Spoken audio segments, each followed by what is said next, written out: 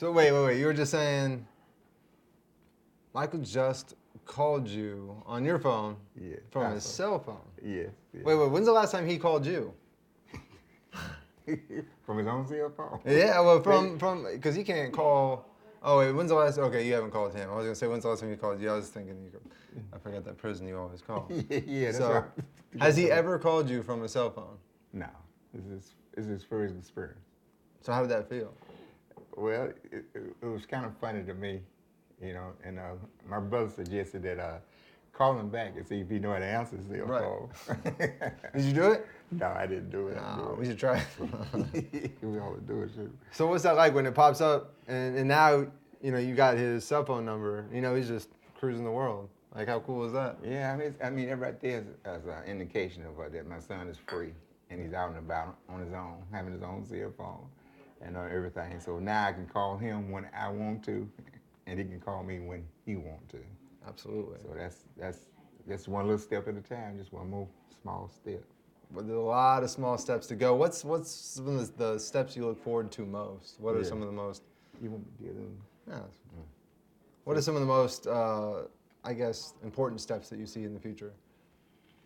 Well, first of all, I would just like to have this one quiet moment together, just me and him, and so I can just show him around the house.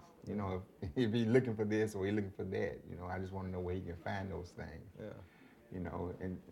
And make him feel comfortable to his room. And some other things in there, because it really was a guest bedroom. I really want to take him out of there, and set up his own drawer, where he can put his stuff away. Yeah.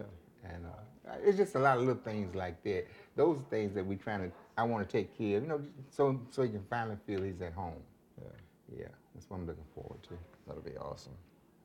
It's amazing. It's the small things almost that are more important, right? Matter of fact, those are the most important things, the small things. It takes the small things to build the bigger things. Right. Yeah. I think we always jump to the bigger things, and that's an important point.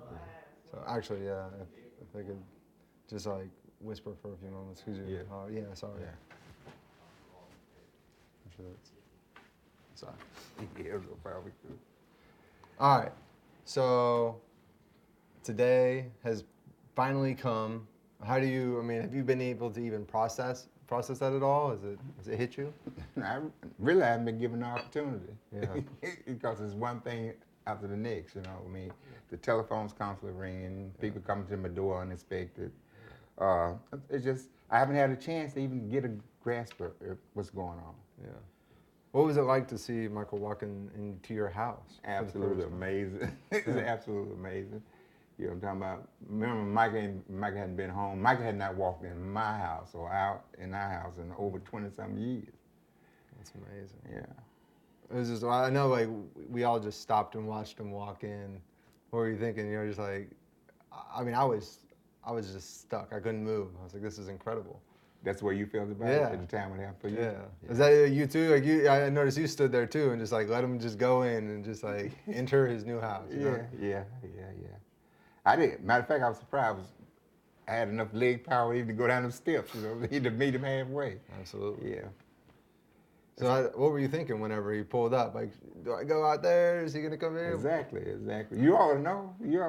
You've been through the same thing. I can imagine what your father was feeling like. Right. Yeah. Actually, I've never asked him. That's what I'm sitting here thinking right now. I didn't ask him because for me, I was handcuffed and shackled in the back of a van, so they were waiting for me to come out of that. Oh yeah. So yeah. So this is the county jail. So it's different with everyone's release. Well, this release lasted 4 days. No. It took 4 days to get him. And that's the end part. I mean, there was a month and a half we were dealing with things, and I just can't imagine what you guys had to go through for that. How difficult was the past month and a half, and specifically the last 4 days? I think this last week was probably the hardest time. Yeah. And I mean, I think the first 2 weeks when he went to prison was hard. But what happened when I had to go through this last 4 days was more torture than anything else. Yeah. He's home, he's free. Then he's not home, he's not free, and just going back, bouncing backwards and forward, almost drove me crazy, man. It's just right there. It's just about to happen. Yeah. I can imagine. That was one of the the worst week of my life was trial, and then like some of the worst was towards the end, not knowing what was going to happen, and you're told things, and nobody knows. Like the attorneys don't know, the judges don't know, your family doesn't know. Yeah. It's just like, how does it feel knowing that nobody really knows? It's like it's isolation. You know what I mean? You're left alone. You're out there. Sometimes when people be talking to me or whatever, they don't realize what my mind might be, what I'm thinking about, what I'm worried about. It's just you feel like you're the only person going through this, and that's one of the things I enjoyed so much when I met you, because I knew I was talking to someone who actually understood what was going on. Man, it's just been a crazy, unique experience. Matter of fact, I really want to get to the point where I can actually feel it myself. I can't wait till the moment just me and Michael is in this house, just by ourselves, for him to ask me whatever he want to ask me, whatever comes up. Matter of fact, one of the things we have planned for tonight is that we're going for a walk.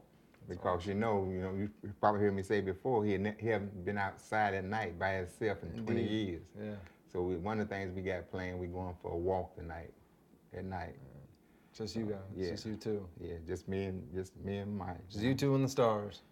It's gonna be beautiful, man. Yeah. Oh. Well, who knows? The city lights might drown it out, but we got a beautiful day, clear sky, so it's a great day, man. It's a great day. It's a great day. So, I guess you've had a lot of help from a lot of different people. Do you feel like the show on MTV, do you feel like that helped in any way? Do you feel like we were able to? I think it played a tremendous part.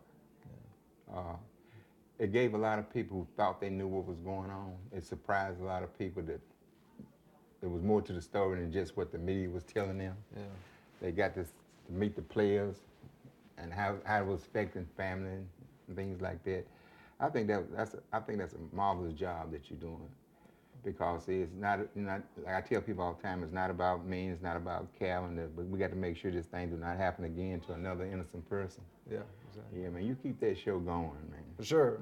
Yeah. Well, that's part of my question is like, so what do you think it exposed the most or helped with? For me, I really wanted to humanize other people's families. I feel like that was left out. So what component of it do you think was the most beneficial for you or for Michael for the case, and what do you think could be beneficial for other people when we get the chance to do it again?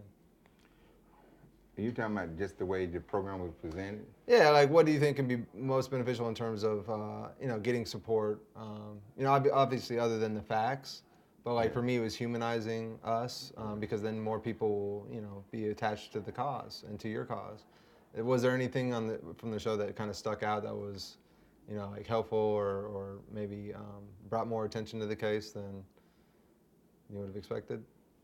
Other than there's a lot of people there that, I didn't myself actually see their faces, your chance to be able to talk to, certain individuals that came forward that you used in the film. I have never met them myself. Right. And that added a great deal to my understanding of the case itself myself. I felt it brought more compassion to me. I understand not just reading on a piece of paper what an individual said, but to actually see that individual stating those things live on TV made a big difference. It made it more real to me. Right. And that's one of the things I really enjoyed by just watching it. So actually doing a thorough investigation, which had never really been done before. Yeah, well. That's it. Yeah, you're right about that. Then again, a lot of things were thoroughly probably done, but never exposed before. Right. Well, true. Whether it's true or untrue. Yeah. It's thoroughly doing it and giving that information to the defense. Yeah, exactly. Yeah. And that's one of the things we wanted to do most is, actually take this case and all the cases we work on from a non-biased perspective and, expose it. Just whatever it is. Like, just this is what it is. Yeah. That's the whole thing. It's fair. Like I tell people all the times, I want to know about my son's case, whether it's positive or negative. I just want to know the whole thing. Because I want to know why a person might be impressed that might still believe that my son is guilty. Yeah. Yeah. I just want to hear. I want to hear the story from everybody. Yeah. And it makes a big deal to me. For sure. Yeah. For sure. All right. Is there anything that you want to say to help, expose injustice or to other families who are maybe dealing with the same thing right now? Well, our justice system it's probably a great system, but it's operated by mankind itself. People make mistakes. Yeah. If everyone do not do the jobs correctly, or they have other reasons for what they're doing. But it's just that just don't believe everything you hear and everything you see, because it may not necessarily be true. Right. Yeah. And also remember that when you send an innocent person to jail or to prison, you send that individual, you send his family, you send the community.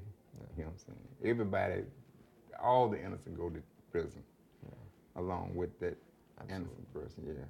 And what would you say to, I mean, my father was in the same position that you were in, and you were in the same position that some other guy that we haven't met yet, and he's in the same position with his son or his daughter in prison. What would you say to him as he continues to fight and try to prove their innocence? Really, you never give up. You know what I'm talking about?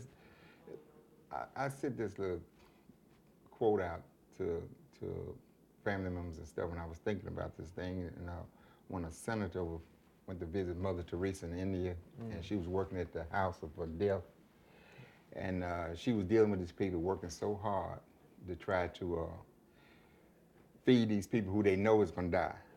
And the senator asked her, "How do you do this?" And Mother Teresa replied to him, said, "Senator, I'm not here to be successful, but I'm here to be faithful." So I think the point I be trying to make is a lot of times, what we be going through sometimes, we got to stay committed to it. The work that you're doing, a lot of times you won't be successful, but stay committed to what you're doing, because eventually something good is going to happen. Yeah. And if we have victory in just one case or two cases, it makes a big difference. Because see, what happens, I saw you go to those convention stuff, see, you're going to see me and Michael probably at the next one. Oh, you'll be there. Yeah. You'll be there. Yeah. So what we do, you're creating a connection. All of us who've been going through this thing like that, is that the more we stay connected, more and more people will be able to understand what happens to families and things like that. Absolutely. Yeah. Cool. Anything else you want to? Any thoughts? Final words? Hey, man, I just want to say thank you, man. I wish you luck in the future. I hope your program continue to be a success. Appreciate and it. I just want you to do one thing: be honest in everything that you do. Absolutely. Because what everybody's looking for is the truth. Right. Yeah. That's why we're unlocking it. But no. Right on, good point. You're unlocking the truth. Yeah, I got you. But no, I mean that's it, right? All we have when we're in the position we're in, we're fighting for our lives in this legal system, is the truth. Yes, all we got. And as long as we stick to that, man, we're always truthful. We never lose our credibility. We can't lose. That's what I'm saying. Just be faithful. Cool, man. Well, congratulations again. Man. Thank you again, man. Today's your day, man. It's a beautiful thing. Yeah, okay. I'm telling you, you ought to know. You ought to know. Absolutely. Alrighty. Yeah. Well, like I said, man,